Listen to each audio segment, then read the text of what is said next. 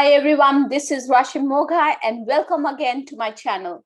Today we are going to talk about psychological safety and how to build teams that feel psychologically safe.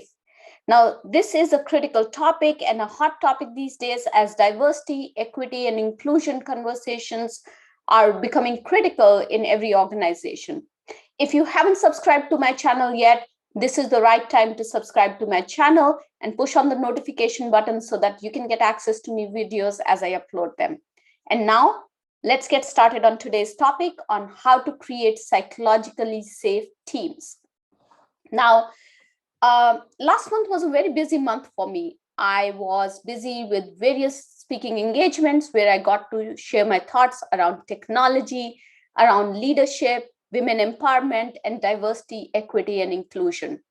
One of the highlights of last month was a keynote session that I did for People Matters, where we had over 500 leaders join across the globe to talk about how to build inclusive teams, to talk about how to embrace allyship. And during that topic, as we were talking about building inclusive teams, the topic of psychological safety came up, and people had a lot of questions around how to build psychological teams. So I thought I'll bring this topic to you, my YouTube audience, and we can talk and drill down more on psychological safety. So let's get started. Before we start, I would like to ask you a question. Do you feel comfortable sharing your thoughts, your ideas, or your concerns at work without having to worry about consequences or ripple effect? Now, if your answer is no, you're not alone.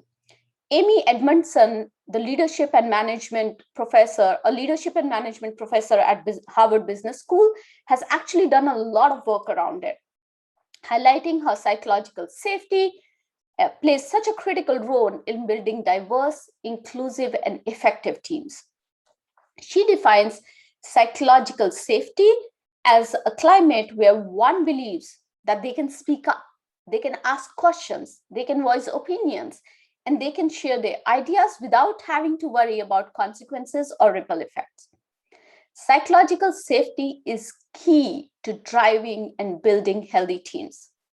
As a leader, you can build high-performing, innovative, and inclusive team by creating a safe space for your people to speak up, to make mistakes, to bring their full self to work, and bring their diversity of thought in creating innovative solutions that resonate with your customers. So then you would ask, Rashim, if this is so important, if building psychological safety is so important, how do we as leaders go about building psychological safety within our teams? I'm going to share 5 steps with you that you can use immediately to start building psychological safety within your team. So are you ready for this? Here is tip number 1. Clarify the purpose and vision.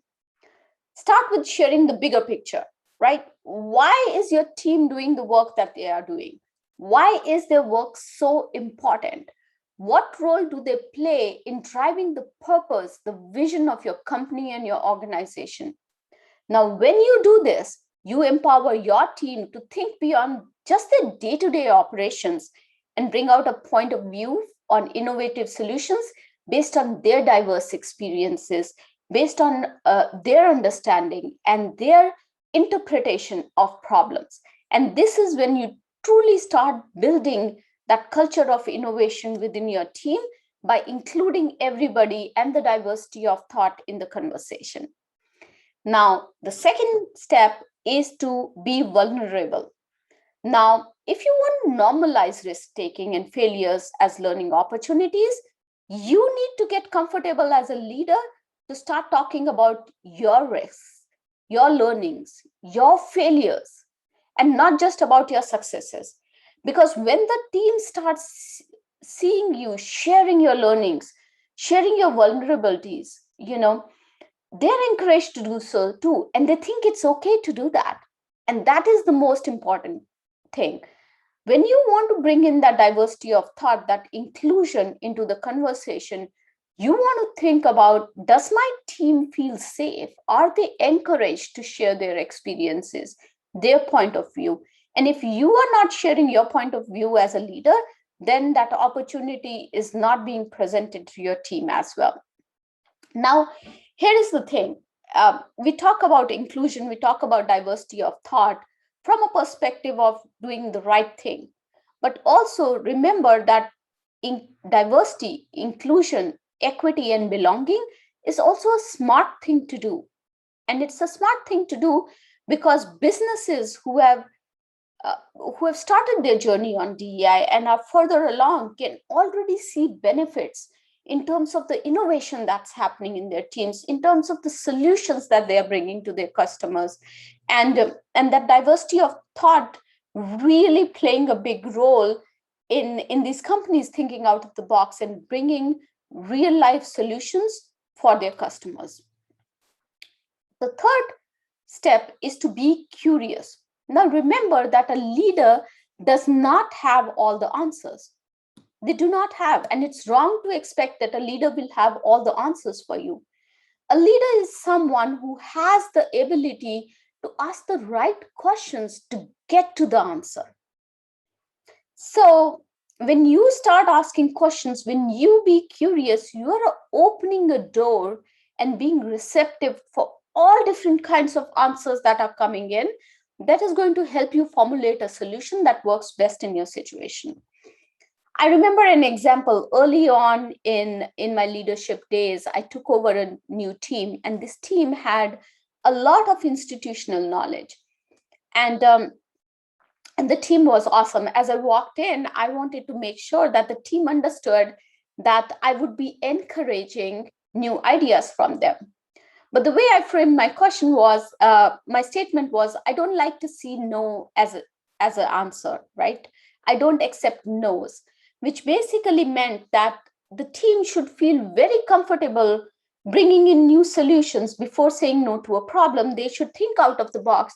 They should, as they're thinking about solutions, they should not think about any constraints. However, what the team interpreted this to be was that I did not like no as an answer, which means that they should basically be saying yes to everything and try executing on it without thinking about what could be a better solution. That was definitely not my intent, but I can see why the team thought the way they thought. So I had to actually reframe my questions. I had to I had to basically think about how my conversation would go with the team so that they know that I'm curious. I want to hear from them, and I want to hear a different point of view, a different diversity of thought. And that is my way of providing them that psychological safety. Since then, I've learned to reframe my questions. And now I use questions like, what are my blind spots? What am I not seeing in this whole piece, the solution piece? What are you not seeing? Right? We don't know what we don't know. That's how I start sometimes my conversation. So help me understand what we don't know. And when I do this, I have realized that it encourages my team to speak fearlessly, to bring in their experiences and to bring in that diversity of thought into the conversations so that together we can come up with a solid solution and innovative ideas that our customers need. So, just by being curious and by rephrasing the questions that I now ask them, has enabled me to drive inclusion within my team. And it has encouraged my team to bring in that diversity of thought and to be able to think outside the box for innovative solutions. And it has provided them with that psychological safety. Now, the fourth step is to provide feedback. Now, this is a very interesting concept, and many people ask me about this. Does providing psychological safety mean that you're obligating your team from being accountable? And that's definitely not the idea. Providing psychological safety does not mean that you should not hold your team accountable. On the contrary, because solutions are developed with your team, with their ideas based on their unique experiences, you have a team that is much more accountable because you have their buy-in. They're part of the conversation from the very beginning, and they have never felt that fear to voice their concerns if there were any in the beginning. So the key is to provide your team with the timely feedback from your point of view, recognizing that your view may be partial and there is more to the story. Now, that is the key part in this. When you do so, you welcome and invite a conversation which helps build psychological safety because you're now opening up the conversation. A great way to start these kind of feedback conversations is by using the I statements. I have noticed versus you did this. When you frame your sentences with I, you actually take accountability. You acknowledge that it's your perspective and you offer an opportunity to your team to share their perspective as well. Then that feedback becomes a conversation. It's not a difficult conversation anymore because you're just bringing your perspective into the game and the other team members are bringing their perspective as well. So that is important. Hold your team accountable, but provide them feedback in such a manner that it's acceptable, that it becomes a conversation, that it becomes sharing perspectives versus hard feedback that is accusatory sometimes in the way it's presented. Now, last step is to acknowledge risk takers. Taking risks, looking beyond the obvious, being vulnerable, and trying out new things takes a lot of courage.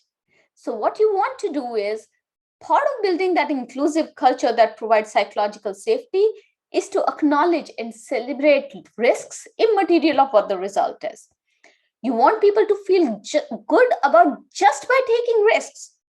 And even if they're not successful, then treat those as learning opportunities. As a leader, do not show your disappointment if the risk that was taken by your team members did not result in a success, because it's not going to be that every risk that your team is going to take is going to result in a success.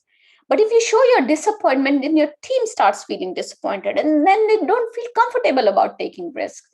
And taking risks is so important for that growth mindset to think about innovative solutions. So you definitely what you want to do is you want to normalize failures. You want to reframe failures as learning opportunities and you want to celebrate them so that your team starts feeling comfortable about taking risks. So those were my 5 steps to build psychological safety in a team. Remember that it takes time to build a psychologically safe team. But once you start doing that, once you start building that psychological safety in your team, you start building a diverse and inclusive and a culture of belonging in your team, and your DEI journey then becomes easier. So if you haven't yet subscribed to my channel, please do so now. Click on the notification button so that you can get notified every time I upload a new video around diversity, equity, inclusion, around technology, around women empowerment, productivity hacks. Well, thank you so much for joining me today. I look forward to seeing you in my next video. Till then, have a wonderful time. Bye-bye.